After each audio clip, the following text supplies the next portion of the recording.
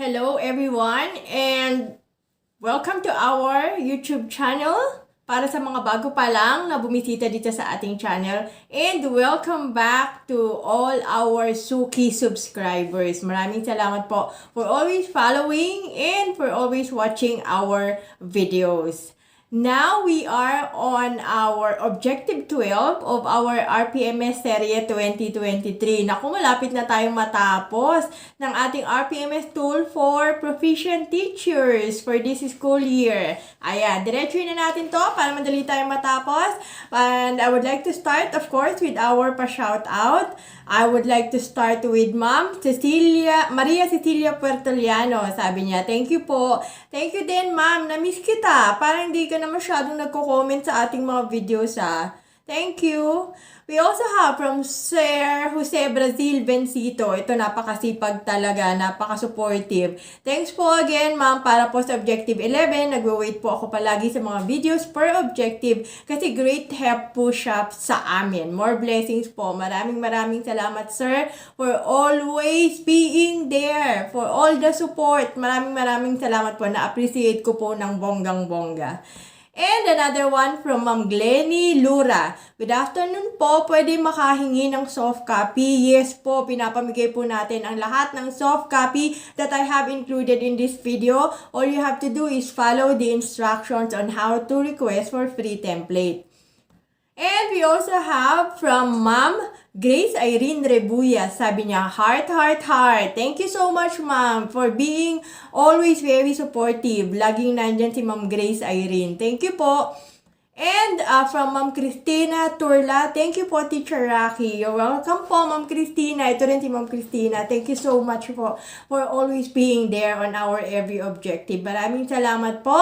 And dahil sa inyong support, nakarating na tayo sa objective number 12 ng ating RPMS tool for Proficient Teachers. And without further ado, let us discuss this non-classroom observable indicator. Let us now discuss Objective 12 of the RPMS tool for Proficient Teachers for school year 2022 to 2023. Again, this is another non-classroom observable indicator. Communicated promptly and clearly learners' needs, progress, and achievement to key stakeholders, including parents and guardians. So this objective is under KRA number 4, assessment and reporting. So this is our objective, and the means of verification can be any one of the following: a sample of corrected test paper of a learner in a learning area with parents or guardian signature and date of receipt. Minutes of meetings with key stakeholders, including PTA, SGC, SPT, CPC, with proof of attendance. Report card with parents or guardians' signature in all quarters, supported by minutes of meeting. Communication with key stakeholders, for example, parents or guardians, co-teachers, LGU, using various modalities. Anecdotal record showing entries per quarter, any equivalent as form or document that highlights the objective, or others, you just have to specify and make annotation. For this objective, we will be rated according to the quality and timeliness of our attachment. With regards to quality, pag wala tayong i-provide na attachment, that's 1 point. We'll get 2 points if we only communicated learners' needs, progress, and achievement to key stakeholders, including parents and guardians, but not regularly as shown in the MOV submitted. Hindi naging regular. Isang beses lang or 2 beses lang sa isang taon. So that will give us 2 points. Another 3 points if we communicated promptly and clearly using only one strategy: learners' needs, progress, and achievement to key stakeholders, including parents, guardians, as shown in the MOV submitted. So, nakapag-communicate tayo, na-communicate natin sa ating key stakeholders ang learners' needs, progress, and achievement using one strategy, only one strategy. Next one, communicated promptly and clearly using various tools and strategies. Learners needs progress and achievement to key stakeholders including parents, guardians, as shown in the MOV submitted. So nakapag-communicate tayo promptly and clearly using different tools and strategies. So meron tayong ginamit na iba't ibang tools and strategies.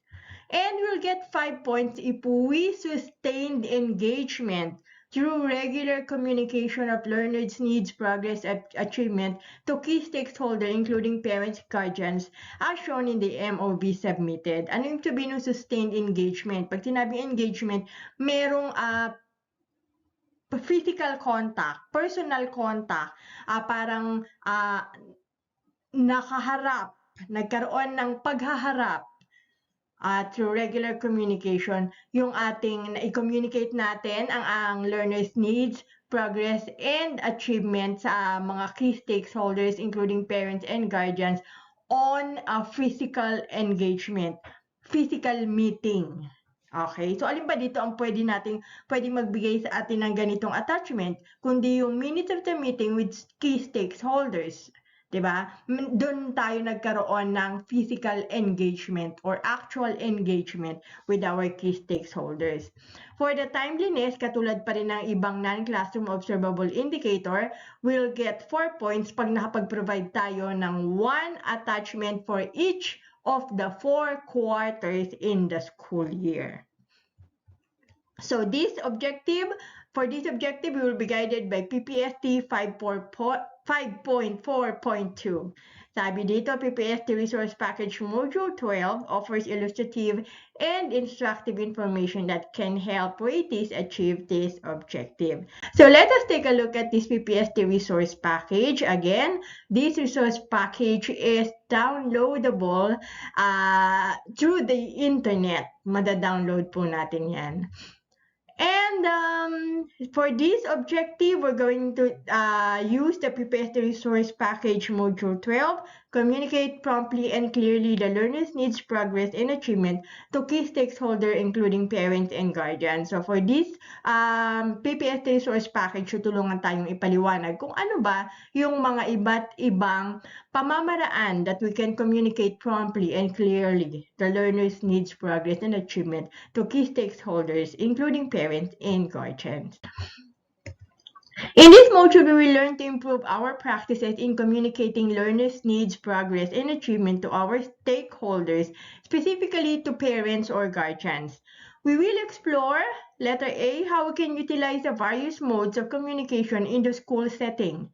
Letter B, when to communicate learners' information through these modes. And C, how we can enrich these modes through the devising using documenting tools that will allow us to have accessible reference about learning school and academic status. There are sections in this module where Jen and I provide some illustration of practice as well as some parameters of consideration in choosing appropriate modes of communication. Nevertheless, the entire module invites us to understand further the documenting and reporting procedures in stakeholders communication. For this objective, let us try to understand the different key concepts. Communication refers to various modes either directly or indirectly for transferring relevant information about learners' need, progress, and achievement to stakeholders. The learner needs are the observable behavior or attitude of a learner that the teacher must address immediately. The learner progress is a trail of stages of a learner's school and academic status.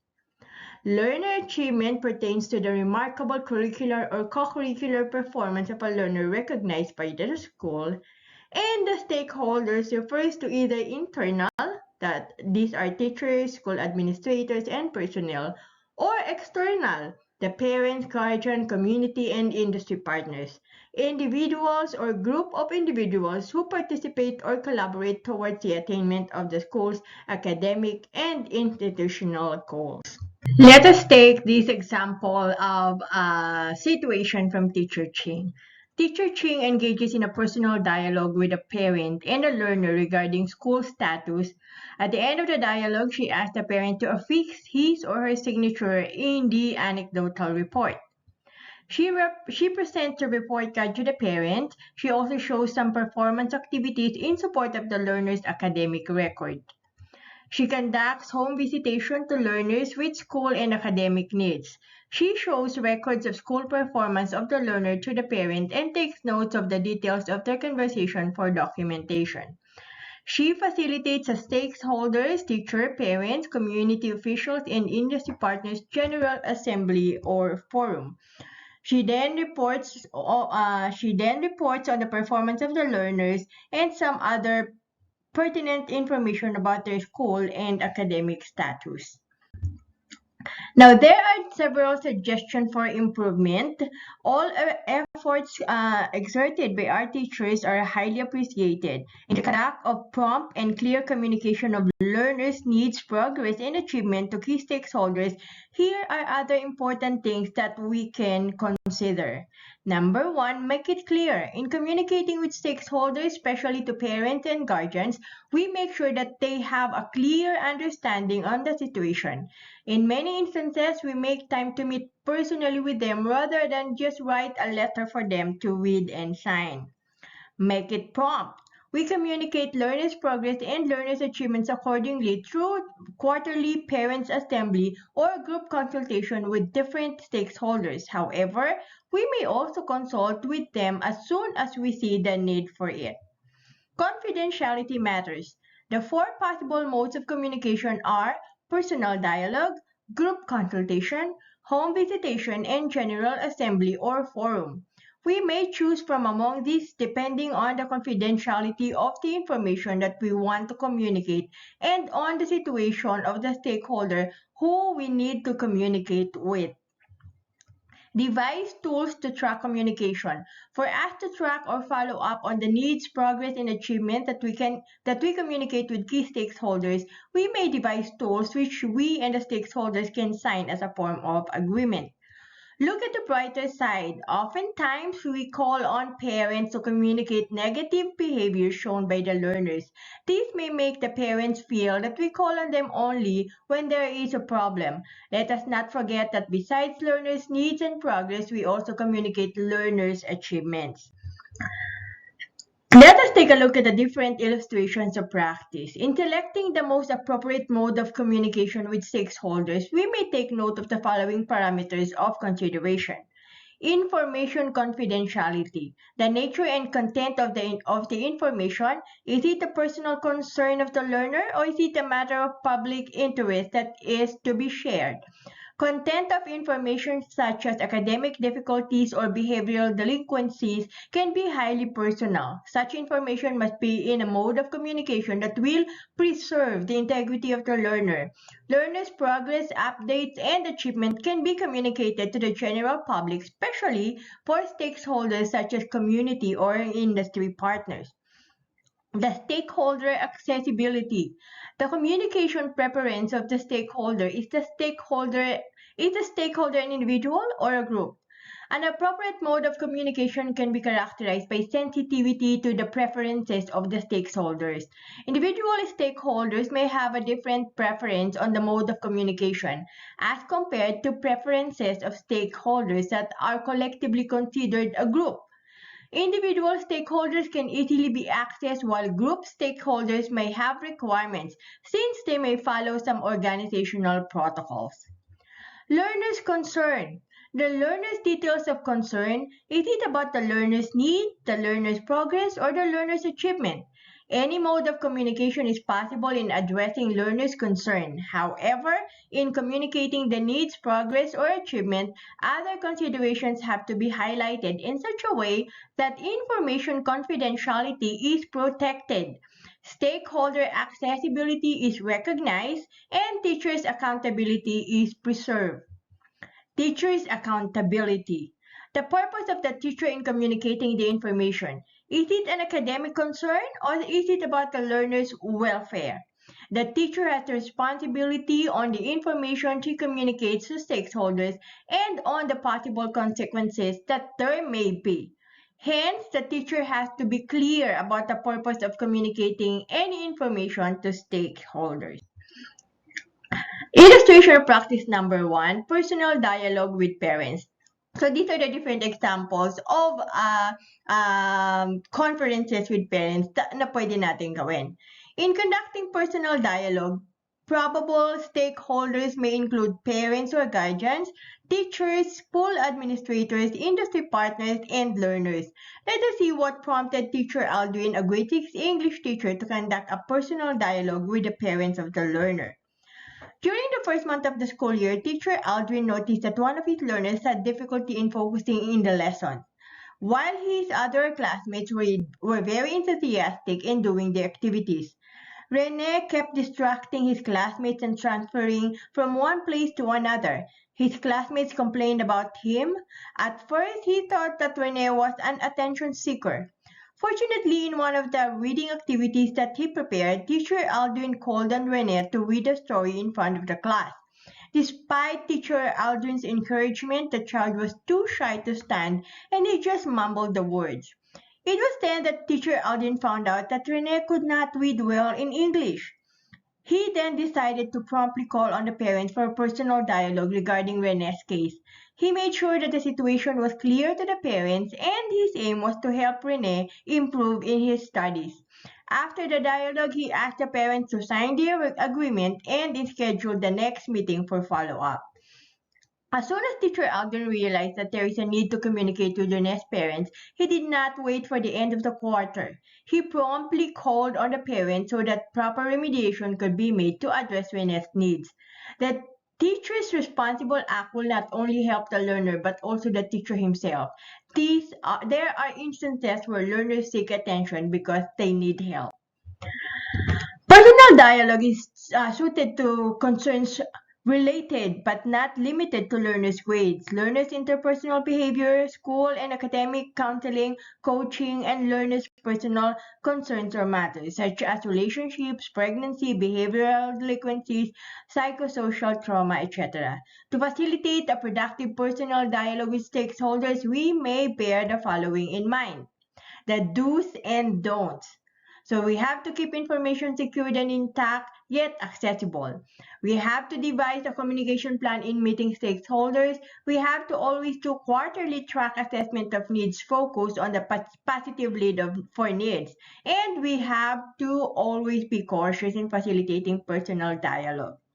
We should not overstate the information, especially learners' personal matters.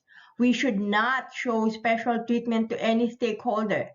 We should not take for granted a learner's concern, even the tiniest detail of an event, and we should not underestimate reactions of stakeholders. Next illustration practice is group consultation. When conducting group consultation, your possible stakeholders are the following: teachers, school administrators, parents or guardians, school personnel or staff, industry partners, and community officials. The learner's concerns may include but not limited to classroom or school activities and or programs, deliberation of learners' grades, class schedules, learners' curricular and or co-curricular participation, and learners' subject progress status. To facilitate group consultation, take note of the following. In the junior high school where teacher Jana is teaching, the learners are heterogeneously distributed in all the sections in grade 8. When she was recording the scores of student performance, she noticed that Matthew was performing very well in her subject. It was surprising for her, for she knew that Matthew was always in the guidance office the last school year. His anecdotal records from the previous years revealed the same. Puzzled if it was only in her subject that Matthew was doing well, she decided to have a group consultation with her colleagues, and she was happy to learn that Matthew was indeed performing well in almost all of his subjects. Teacher Joanna believed that she and her colleagues must be doing something right for Matthew. The positive change they saw in Matthew's performance inspired them to work harder for their learners. Eventually, teacher Joanna communicated Matthew's achievement to his parents and to the learner himself. Teacher Jonah did her job well as an advisor. When she realized that there was a change in Matthew's performance, she immediately consulted the other teachers. She knew that she should not only watch out for the negative behavior of the learners to surface, but also for the positive ones. The teacher's keen attention to the performance of the learners helped them to immediately see progress and achievement of the learners. Learners will be inspired to persevere more and trust in their own abilities, knowing that their teachers trust them and care about the things they do. Learners' concerns which can be addressed by group consultation may include classroom or school activities and/or programs, deliberation of learners' grades, class schedules, learners' curricular and/or co-curricular participation, and learners' subject progress status. In facilitating group consultation, we may take note of the following. Let us always be honest, rational, and systematic in disclosing information. Let us maintain transparency between and among stakeholders. Let us provide relevant and sufficient data of learners' needs, progress, and achievement. Let us take note of the available feedback from the stakeholders. Let us not overlook information presented during consultation. Let us not misinterpret opinions of the group in place of the factual information. Let us not confuse a learner's concern as a problem when interpreted as problem by the group. Let us not make your responsibility the sole responsibility of the group. Another example of communication with stakeholders is a home visitation. During home visitation, the usual stakeholders are parents or guardians together with the learners. Let us see what prompted teacher Jamie, a grade 11 teacher, to conduct home visitation regarding a concern about one of her learners. During the second quarter, teacher Jamie noticed a drastic change in the performance of John. From being a happy and participative learner, he suddenly turned into a quiet, timid learner. For teacher Jamie, who had been teaching for 20 years now, this was an area of concern.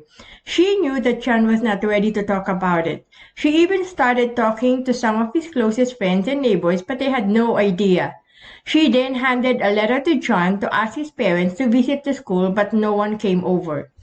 Finally, teacher Jamie, together with the guidance teacher who happened to live in the same area where John lives, went for a home visitation.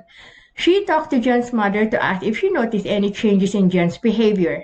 After the visitation, teacher Jamie found out that there was a problem in the family and that was the root cause of the drastic change. Knowing that the problem at home was beyond her control, teacher Jamie planned to help John in whatever way she could while at school. As teachers, a sudden change in our learners' behaviors bothers us. Manifestations come when there is a decline in performance or when learners suddenly become indifferent. This leads us to look for clues and ultimately to confer with the parents to know how we can help. If all possible means are exhausted but no one from home visits the school, home visitation is our final resort. Another one is a general assembly or forum. During a general assembly or forum, the information being disseminated is for general interest. Hence, the presence of all stakeholders is strongly encouraged. Let us see what prompted teacher Rafi, the school's MAPE coordinator, to call for a general assembly of the concerned key stakeholders. In his MAPE classes, it is inevitable for teacher Rafi to discover learners with talents in the performing arts.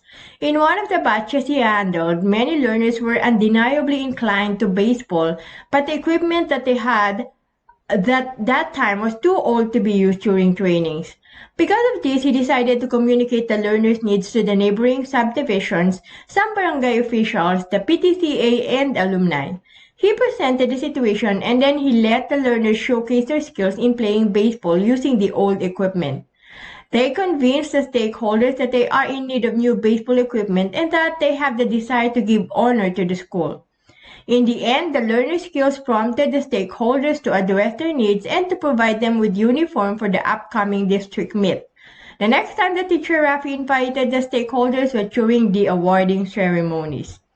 Apart from the parents and the learners, we can communicate with other stakeholders. They are helpful people who we can tap to help us address learners' needs. After certain needs are addressed, we can also communicate with them the learners' progress and or achievements because of their help. Another illustration of practice is utilizing documentation and communication tools.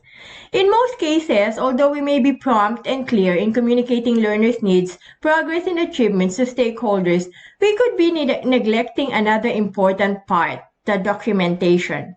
In this illustration of practice, we will present suggested tools and how we can utilize them. Samples of accomplished templates are also provided. So this is template number 1, Learners Needs, Progress, and Achievement Cardex. Pwede natin gamitin itong template 1 na to during our communication with stakeholders. So this includes date reported, report intended for, details of concern, action to be taken, remarks of action taken, and then remarks. Another template is template number 2, Parent or Guardian Communication Cardex. This template consists of the following parts: date reported, type of encounter, details of concern, agreed resolution, signature of our printed name, and remarks. Now, this is an example of the Learner's Needs, Progress, and Achievement Cardex that has been accomplished. So on this part, basic information about the learner in a given school year. And then on this part, notice that the two sets of details of concern are interrelated. The first is intended to report the need of the learner, and the second is the progress of a report if need has been addressed. So makikita natin, yung first date reported was the need. Ano yung kailangang aksyonan? Another part of this template is the action to be taken. Notice that the action to be taken can be more than one mode of communication based on the details of concern, as well as to whom the action to be taken will be communicated. So, among the 4 action to be taken, tinik yung dialogue at saka consultation. So, the action to be taken is always based on the details of concern. And then we also have the status of action to be taken in relation to the details of concern. And then we can include brief information details as to whom the action to be taken will be communicated. So ito yung pag-accomplish ng template number 1.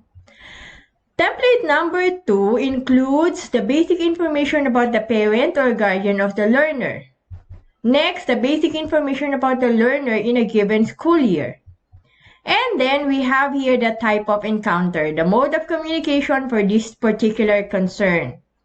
And then the details regarding the concern or issue at hand. Notice that the contents are in outline format for easy reference of the concern or issue. And then we have the agreed upon resolution regarding details of concern by the involved stakeholders, particularly the parents and teachers and the learners themselves. And then we have signature specimen of the parent or guardian and teacher or advisor as evidence of the meeting. So we can make use of this template 1 and template 2 to record communication with our stakeholders, specifically the parents, regarding learners' needs, progress, and achievement. Basically, we can do this, we can make use of this template. Number 1, fix your school header on the template. Then, during the first homeroom or parents' general assembly, distribute the cardex for parents to fill out. Then, retrieve the cardex for filing. So, papifill up na natin yung template number 2 sa parents upon first general assembly. Tapos, ipa-file lang natin yan. State the purpose of the cardex to parents or guardians clearly. Sasabihin lang natin that this is for recording purposes.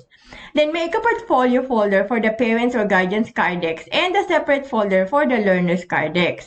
Assign synchronized reference numbers for both learner and parents guardians cardex.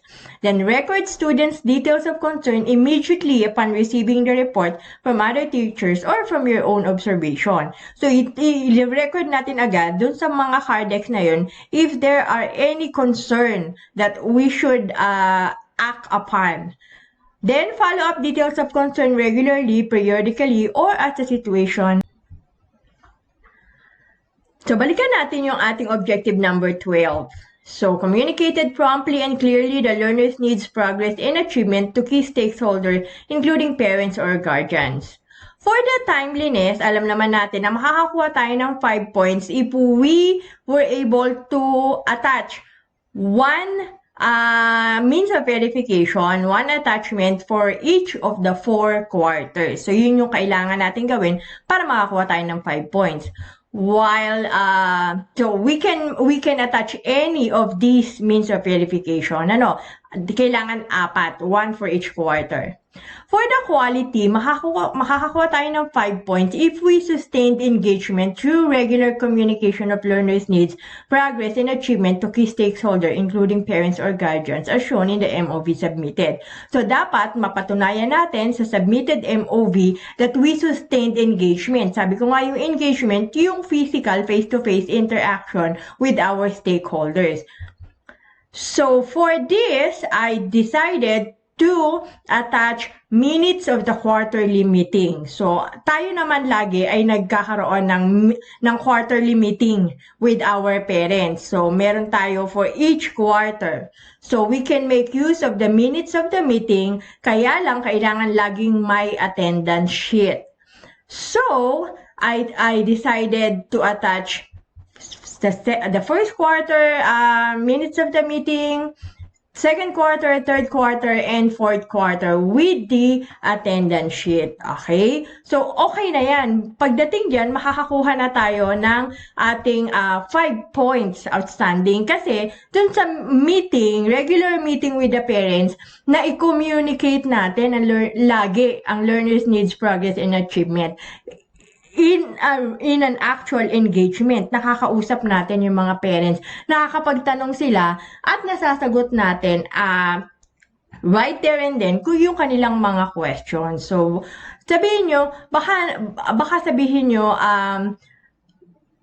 this must be satisfactory only kasi we communicated promptly and clearly using only one strategy. Yung ang ginamit ko lang ay yung minutes of the meeting. Hindi po. Kasi during the minutes of the meeting, pwede tayo diyang maglabas, i-include natin sa minutes of the meeting, yung pagpapakita natin sa ating mga parents ng corrected test paper of the learner. Papipirmahan din natin sa kanila yon. So that's another one. Pwede rin during the meeting, ang ating distribution of report card. Papipirmahan natin sa parents yan. We can also communicate with stakeholders yung mga needs and progress and achievement ng ating mag-aaral. Kaya, for the meeting, yung mga quarterly meeting natin, PTA meeting natin, that can include different strategies na of communicating with the stakeholders. So, kung meron tayong minutes of the meeting, every quarter, attachment na natin yan and we can get the highest possible score for this objective. Now, the question, what if you are not a class advisor? Kasi nagkakanta ka lang ng quarterly PTA meeting, yung class advisor. Paano kung hindi ka class advisor? Anong gagawin mo? Anong ilalagay natin na attachment? If you only handle subjects and you don't act as an advisor, you can still sustain engagement with parents or guardians or other stakeholders. Number 1, you can participate in the PTA meeting where you have concerns with students about your subjects. Pwede kang makipag-usap sa advisor na kung pwede kang magkaroon ng part sa PTA meeting para makapag-communicate ka sa parents. Especially dun sa mga estudyante na meron kang concern with regards to their needs, progress, and achievement. So, pwede yung lumabas sa minutes of the meeting na ikaw bilang subject teacher ay sumama during the meeting. So, pwede mong attachment yung minutes of the meeting. Or, you can also monitor student status in your subject area and conduct meeting with concerned parents and students that needs attention. So, pag meron tayong mga estudyante that needs attention, pwede natin yung i-communicate with the parents, invite them to school para magkaroon tayo ng one-on-one meeting with those parents, o kaya we can do home visitation provided na meron tayong mga proper documentation for this. At yun ang gagamitin nating attachment for this objective. So with that, ang pwede nating maging attachment is either one of the template number 1 or 2 o parehas. Both template number 1 and 2 pwede natin gawing attachment yan Plus, we can attach pictures of the meeting, of the actual engagement with the parents or other stakeholders. So, yun ang magiging attachment natin if we are not an advisor and we cannot conduct PTA meeting. With that, we are now ready for the computation of our IPCRF rating. So for the quality, I was able to attach minutes of quarterly meetings with the parents with attendance sheet. So that gives us 5 points. And then for the timeliness, dahil nakapag-provide tayo ng 4 na minutes of quarterly meetings, for that is 1 for each quarter, that gives us 5 points. Now we are ready to edit our RPMS portfolio. So for Objective 12, ito na yung ating magiging attachment. First quarter, quarterly meeting, second quarter, third quarter, and fourth quarter. So annotation, pwede nating ilagay sa annotation. To prove that I have sustained engagement through regular communication of my learners' needs, progress, and achievement to key stakeholders, I have attached here minutes of our quarterly PTA meeting with attached attendance sheet, and this gives me 5 points in the quality for this objective. I also got 5 points for the timeliness because I was able to attach 1 MOB for each of the 4 quarters in the school year. Okay, so tapos na ang ating portfolio. Let's go to the IPCRF rating sheet and coding sheet. So we are on objective number 12. Ang i-encode lang natin dito is the score for the quality, which is 5, and the score for the timeliness, which is also 5. Now, that would appear instantly sa ating part 1. Ayan, objective number 12. Meron na tayong scores objective number 12. Now, that would also appear automatically sa ating summary. Ayan. So, sa summary natin, meron na tayong score sa objective 12. And we are done with objective number 12. So, ayan na po ang kabuuan ng ating Objective 12, another non-classroom observable indicator. Sana po ay nakatulong muli ako kung paano nyo magagawa or ma-accomplish itong non-classroom observable indicator. Kung tutuusin, hindi naman talaga mahirap, diba? Mahirap lang siya pag binabasa natin yung RPMS tool. Pero pagka ginagawa na natin, madali na to. And kung mapapansin nyo yung ating RPMS encoding, IPCRF encoding sheet, puro 5 ang laman yan. Ewan ko na lang pag di pa kayo naka-outstanding sa ating IPCRF for this school year, which is our goal, ano? So, kaya natin ginagawa to make sure that we get outstanding para sa ating IPCRF. If you have any questions, do not hesitate to ask that and put that in the comment box. Pwede po kayong mag-comment ng inyong mga questions, reactions, and kung ano pa man. And don't forget to hit that like button kung nagustuhan nyo muli ang video na to. Para sa mga hindi pa nakaka-subscribe, please subscribe to our channel. Malaking tulong po ito para makagawa pa ako ng marami pang video. Don't forget to hit that notification bell. You have to hit the bell all, yung pong may ganon na bell.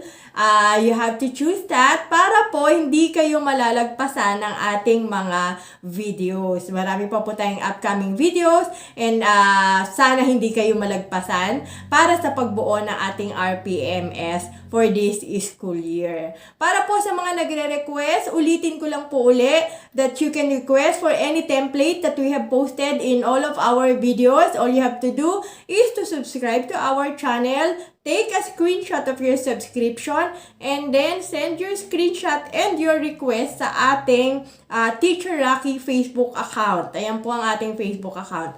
Yun lang po, makaka-request na po kayo. Okay?